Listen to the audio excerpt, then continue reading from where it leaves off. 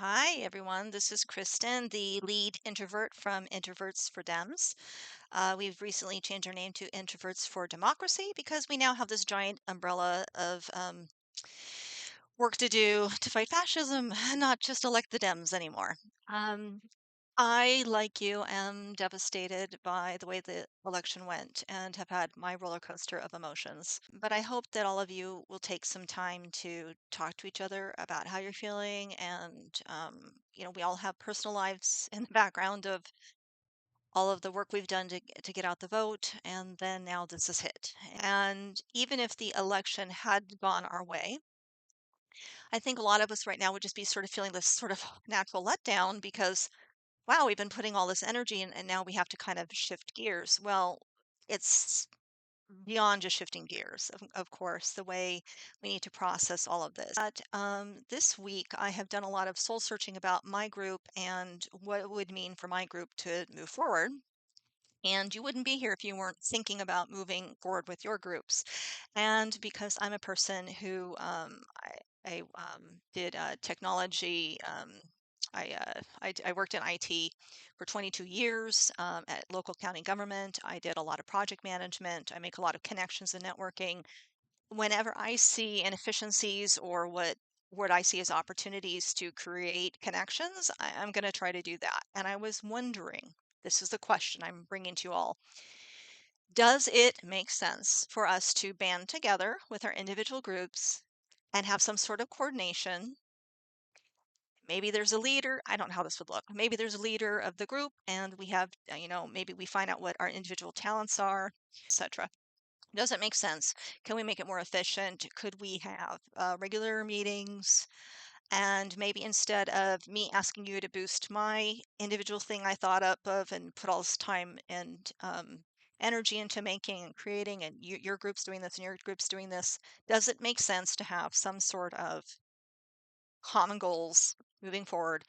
And then we can put our individual twists on it. We can still keep our groups, where I might just now funnel my messaging in a way that my introverts might react to and respond to and take action in the way they need to. And the cat ladies or all these different people are going to have kind of their own way of that their groups have commonality and want to do the work.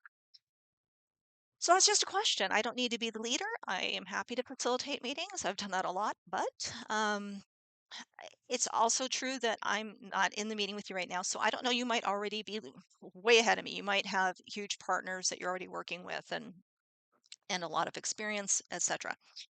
I'm going to switch this over to my screen now real quick because I have been doing some trainings and I've got some information. We'll see if this is something that resonates with you.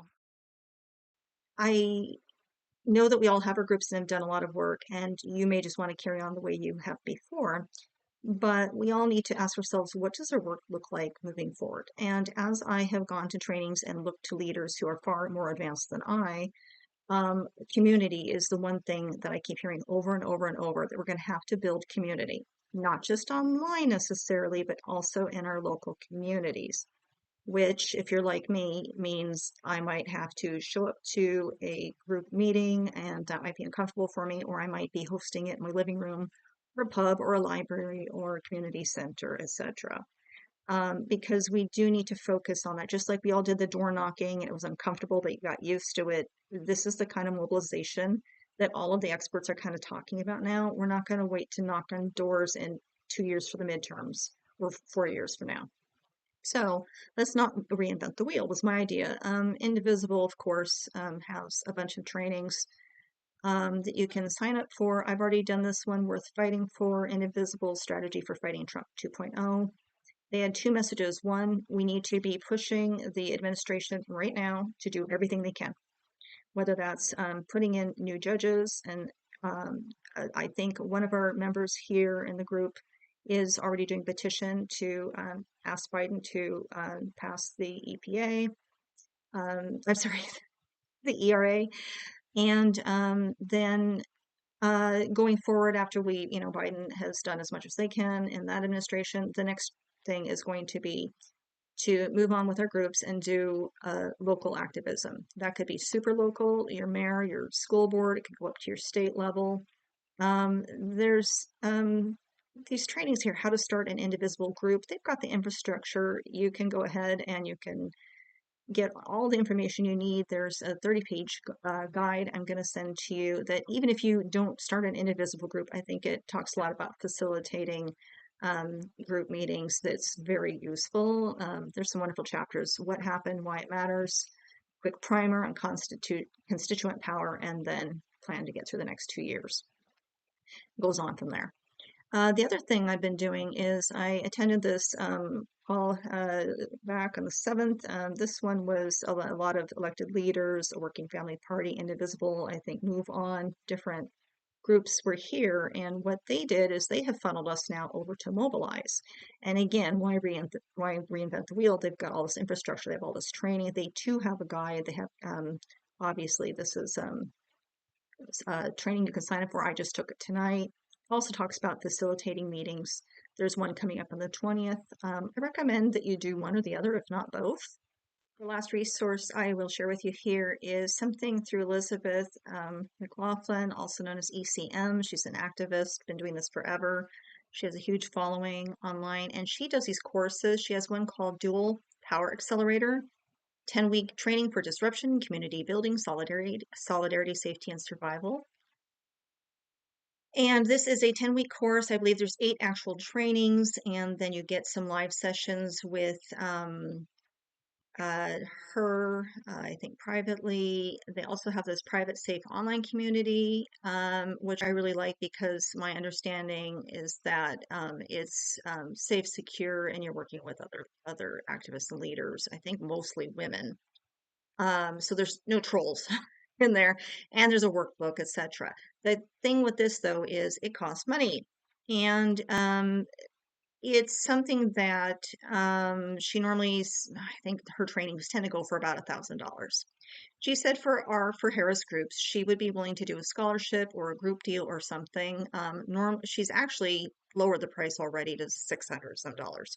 And I know you're sitting there going, "Oh my God, $600! I'm not going to do that." But if you're serious about this, and if our group is serious, she's got some amazing things. You can kind of see some, coming to grips with loss, narcissism at scale, confrontations with white supremacists, patriarchy, and dual power, setting boundaries, carrying on. There's some really good stuff, building community for survival, disruption, safety, and the way forward, etc. And all these things are going to be in a real, I think, a very strategic format, friendly, but also very strategic. And since she's willing to meet with any one of us who takes this, if we end up doing like a group deal or a scholarship or a reduced price, that's something this group needs to decide so I can get back to her. If that is something, I'll send you the link. If you think that's something that might be useful for you or us as a group going forward, I believe it starts on November 27th. So I hope I didn't surprise you too much by coming into a group of people who've done a lot of virtual activism and then start talking about, oh, there's resources for hosting your own meetings locally. But the idea I am hearing from everybody again is we need to be working on communicating and connecting with people in our own communities. Um, they could be the people that are fearing the most, that have the most to lose, that are scared, transgender people and non-binary and gender non-conforming people, Muslims, Black people, Latino immigrant groups, people who are medically fragile, seniors, people who are already food insecure, people who may be working 2 or 3 jobs, and we need to reach those people, A, to help them, which is the morally correct thing to do, course, and B, we need to reach them because if we're reaching out to them and helping them, they're going to build a connection with us. And as we help them, we can be talking about why elections matter and why the different parties are very different. You may be watching this video and saying, "Yeah, Kristen, that's nice for you. I'm not going to do any of that." And of course, that is absolutely fine. But that's the word on the street. And I want everybody to kind of at least consider that, think about what that might mean for you. Um, my introverts group is all over the US.